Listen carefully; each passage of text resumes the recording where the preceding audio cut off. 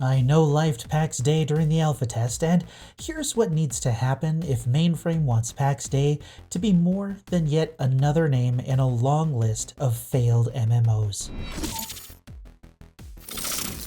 Pax Dei is basically a Valheim MMO with building systems that enable players to come together in clans and guilds to create some pretty crazy buildings. This is exactly what happened during the alpha. My clan came together, and under the direction of our builder, she put our cute little sample city together. Players found time during the test to help farm rocks, wood, and clay to build the buildings, and test a layout that would work best for a guild that wanted to focus on crafting and selling items like we did. Then, if you weren't grinding for the clan, you were grinding for yourself, and honestly, that was exactly what the test was for. Feedback for the crafting, gathering, and building side of Pax Dei. And let me be honest with you, grinding a crafting skill in the alpha was actually pretty rough. Stack sizes were small and mat requirements were high, which meant that players needed multiple inventories full of materials to skill up just a single level.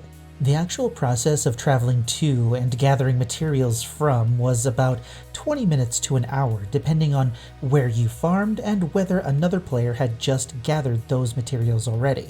Iron nodes in particular were pretty painful to deal with.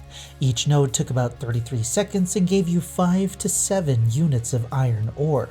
It took me 40 minutes to fill my inventory with iron ore, and I walked away with about 240 pieces of it. Now, depending on your crafting level, that iron would be turned into wrought iron, steel, Damascus steel, or high carbon steel, each with a level of metal requiring a higher tier ore. And the only way to obtain that higher tier ore was to turn iron ore into pure ore, then pure ore into pristine ore. These recipes required absurd amounts of iron, but the amount of ore that this required isn't actually a problem since it's an alpha and recipe numbers can be easily changed.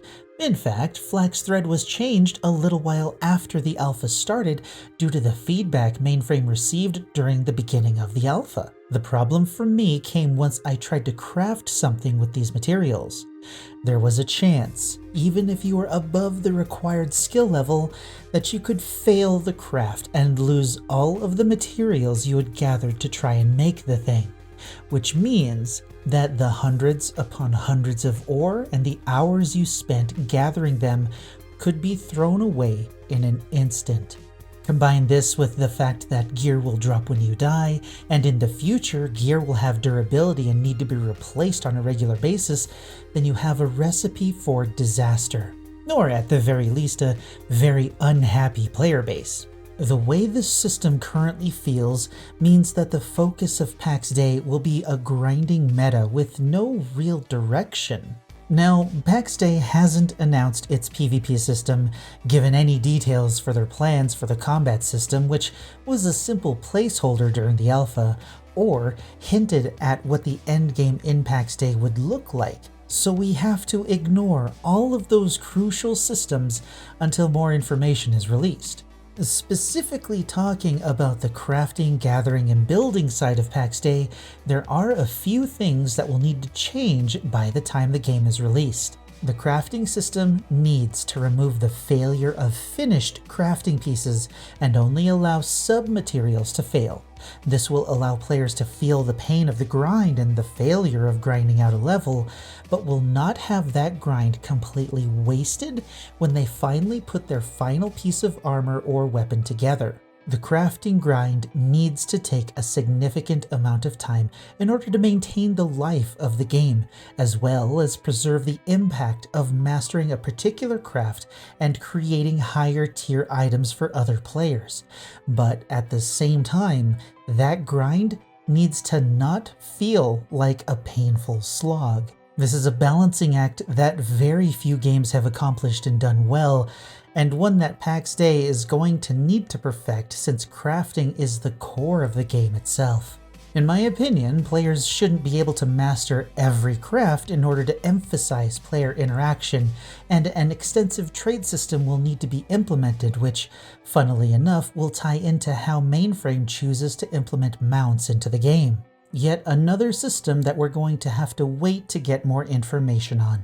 Building is the last primary system that was tested during the alpha, and for the most part, it functioned exceptionally well. The nuances of building parts and props to decorate those buildings will all be adjusted as time goes on, so we can ignore those complaints for now. What we can't ignore, though, is the plot system itself. Unfortunately, its current implementation isn't going to lead to a healthy, long-lasting game world for players. As the alpha went on, just for 2 weeks, mind you, there were more and more players giving the game a try and then leaving after a day. The idea behind the shared plot system is that a player would join a clan and then add their own plot to the clan's space, allowing the clan to build larger and larger cities. But what happened in the alpha was a little different. Once we had all of the plots in place, a player left and took their plot with them over the Thanksgiving weekend. When I came back, the leatherworking station was unprotected, and all of the materials that I had left in those boxes were gone. This is because boxes become open to the public if they're not inside a plot. What this means is that if a player donates their plot to a clan and that plot protects the guild bank or the warehouse, the possibility exists that the plot can vanish and all of the items inside become free game for the vultures. This was a particular problem for me because I donated my plot to the clan and it was turned into a gateway for the town. At that point, I had nowhere I could build anything myself except for making a small living space under the stairs and keeping a small cache of items that I couldn't store in the leatherworking area. Personal boxes weren't really allowed in the public crafting areas after all. Even while building the town, when new boxes were built to store building materials, boxes were locked to private and weren't accessible in any way. Even while building the town at the beginning of the alpha, new boxes were built to store building materials, and some of those boxes were locked and set to private, and they weren't accessible in any way to the rest of the clan. We had an individual who left the clan halfway through the alpha, and we replaced their plot with another one, but the private boxes that they left in the area were there permanently, with no way to access the interior or remove the boxes because you can't delete boxes that have items inside them. Those boxes became permanent, and the player was gone, and we couldn't talk to the person. Pax Dei needs to change how plots work, so clans aren't screwed over by player drama and individual players in clans can still utilize a plot solely for the purpose of having a protected space for their own stash of items. This is of particular importance because players are going to come in, join a clan, play the game for a week or two, realize that this game isn't really for them, and then leave, forcing the clan to deal with the mess that player might have left behind. Thankfully, there are plenty of ways that Mainframe can solve these problems, ways that I'm sure we're going to hear about in the coming weeks as they go through all of the feedback from this last alpha. The next alpha we have a chance to test will most likely be for the combat in the game, which will probably be like several months to a year away. In the meantime, there are some big issues that Mainframe is going to need to address if Pax Dei is going to be a successful game.